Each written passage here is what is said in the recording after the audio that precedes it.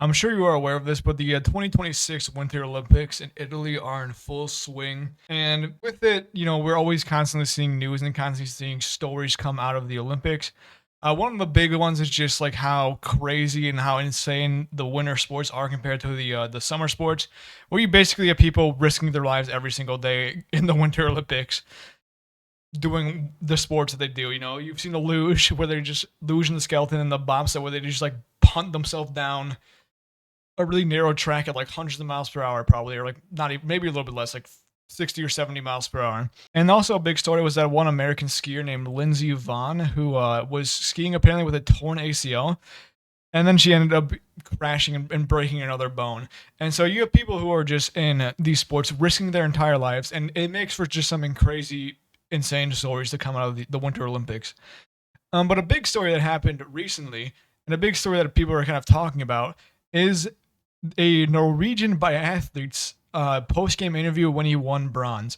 Now I'm going to kind of just show a news article about this because the way the copyright is around the Olympics, if I were to even attempt to show more than like 2 seconds of the video, whoever owns the copyright to the Olympics, I think it's NBC, will come to my house with a gun and put it to my head and say, "Pick a god and pray," then shoot me, and then they'll sue the god that I prayed to. So I'm just going to show you this news article right here about what happened. So the athlete who made the news name is, and I might just slaughter this, I'm sorry, Sturla Holm Lagrade, who won a bronze medal in the 20-kilometer biathlon. And he used his post-race interview to reveal that he cheated on his girlfriend. And the quote goes as follows, because I think the interview is in Norwegian, so it's not like I can play it anyway and understand it. But the quote goes basically like this: 6 months ago, I met the love of my life, the world's most beautiful, sweetest person. And 3 months ago, I made the biggest mistake of my life and cheated on her. And apparently, after he cheated on his girlfriend, she had left him, and so this was kind of his massive attempt to get it back, to get her back. And this is probably just one of the single most insane things that a human being will probably do in the Olympics that is off, the field and actually participating in sports. I think he later wanted to say, from what I've saw, he's like, "I'm willing to commit social suicide in order to get my girlfriend back, the love of my life back." And I have a lot of thoughts on this. One, if she's the love of your life, then why did you cheat on her? Then why did you cheat on her? Obviously you love someone a little bit more if you were willing to cheat on your girlfriend like that. And two, I mean, like, maybe this would be a little bit more convincing if you got gold. You kind of got bronze, which, like, good job. You're a top tier Olympian. You're one of the best at your sport. But at the same time, I think a lot of people were also saying this, where it's like, I don't know, man. Maybe if you got gold, it would have helped a lot more. You're fighting for basically your girlfriend back. You're trying your best to show how much you're willing to give up for her, and then you just don't get gold. Like, man, come on. And obviously, I'm kind of downplaying his athleticism and his accomplishments just because he cheated on his girlfriend. I think that's just kind of an inexcusable thing to do. But I think it's also just absolutely insane to go on probably the one of the most televised sporting events in the world, and to say, "Hey, guys, I have a little secret. Guess what I did 3 months ago? I cheated on my girlfriend. I want her back. So this is what I'm doing." Now, obviously, another thing about this too is that even though he did do it online and he did say himself he's committing social suicide, um, one might argue that it is performative. Maybe it would have mattered more if he went in private and tried to get her back in a way like this.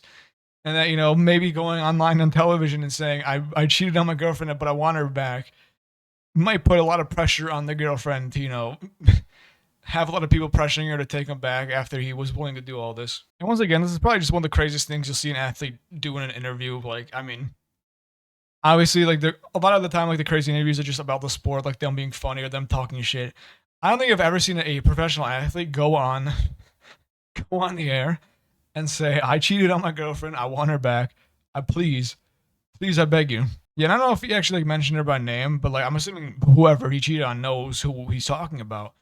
But like, at the same time, just like, what are you doing? But like, I guess that kind of is a good way to keep her anonymous while also trying to get back. But like, I think because he's a pretty prominent athlete, people are gonna find out who he was talking about pretty quick. And also another thing too that kind of happened was that I guess another Norwegian won the event. Yeah, who was in his Olympic debut, and no one is talking about the dude who actually won the race. Everyone's talking about the dude who got third because of this this interview that he gave. And so he did say he kind of felt bad, and he also did say it was selfish for him to give that interview. But like, if you're thinking about that, then why do it? What was the philosophy behind just publicly exposing yourself like this? What are you doing? And like, I'm gonna be entirely honest. I feel like that was not the best way to go about it. Call me giving a hot take here. I don't think opening yourself up like this and trauma dumping on television after you or during the Olympics after you win a medal is the best way to go about it. Like, this is like probably one of the biggest news stories so far. Another big one about the Olympics is them using copyrighted songs during the ice skating, and it's kind of ironic that the Olympics aren't like such a massive like copyright scandal, especially when just how ironclad they use copyright to just take down any video that's not posted by the official accounts. And so that's just kind of a side note too, is that the Olympics are kind of being a little bit hypocritical right here because they're using because I think they do ask for permission like in the ice skating routines and the figure skating routines to use the music. But there was controversy right now saying that someone did not have permission to use their song. And it was an American who won gold. And apparently she did not have permission to use someone's song, but she did anyway, and she thought she did. So I don't really know. That's like the second biggest story really coming out of the Olympics, is that at least relating to the actual sports of the Olympics, because there's a bunch of bullshit surrounding it, with like us sending ice to it, which, why are we doing that? But anyway, anywho, I thought it was just absolutely crazy that a Norwegian skater or skier or biathlete, that's what it is, a biathlete, got online or got on the air and said, "I cheated on my girlfriend, the love of my life, and I want her back. Please take me back. I'll give you the bronze medal. Please, I beg you." But yeah, I really wish I could have shown the video of it, but once again, international copyright laws make it kind of impossible to do so. I would do it for like any other sport or whatever, or any other event, but I think because it is the Olympics, it will actually take down the video. So that's just another thing that's unfortunate. That's really all I got for today. So thank you for watching. Goodbye.